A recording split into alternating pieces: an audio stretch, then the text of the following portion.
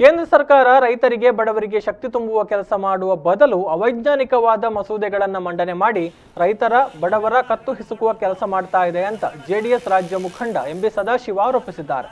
ಸುಳ್ಯ ತಾಲೂಕು ಕಚೇರಿ ಎದುರು ಕಾರ್ಮಿಕ ಕಾಯ್ದೆ, ಭೂ ಸುಧಾರಣೆ ಕಾಯ್ದೆ ತಿದ್ದುಪಡಿ, ಅಗತ್ಯ ಸರಕುಗಳ ಕಾಯ್ದೆ ತಿದ್ದುಪಡಿ, ವಿದ್ಯುತ್ ಖಾಸಗೀಕರಣ, ಎಪಿಎಂಸಿ ಕಾಯ್ದೆ ತಿದ್ದುಪಡಿಯನ್ನು ವಿರೋಧಿಸಿ ರೈತ ಸಂಘ, ದಲಿತ ಮತ್ತು ಕಾರ್ಮಿಕ ಸಂಘದಿಂದ ನಡೆದಂತಹ ಪ್ರತಿಭಟನಾ ಸಭೆಯನ್ನು ಉದ್ದೇಶಿಸಿ ಮಾತನಾಡಿದರು. ಸರ್ಕಾರಗಳು ಜನರ ಕಷ್ಟಕ್ಕೆ ಸ್ಪಂದಿಸದೆ ತಾರತಮ್ಯ ನೀತಿಯನ್ನು ಅನುಸರಿಸ್ತಾ ಇದೆ.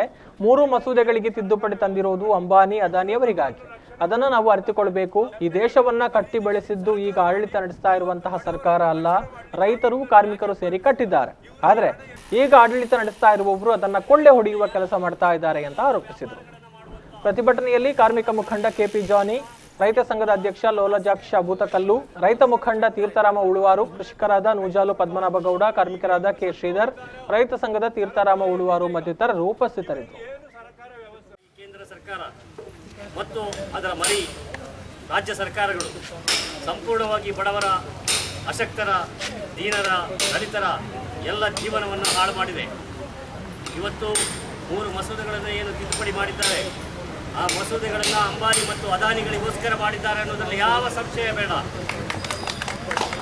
ಆ ಭೂ ಮಸೂದೆಯಲ್ಲಿ ವಿಮಾನ ನಿಲ್ದಾಣವನ್ನು ಅದಾನಿಗೆ ಕೊಟ್ಟಾಯಿತು.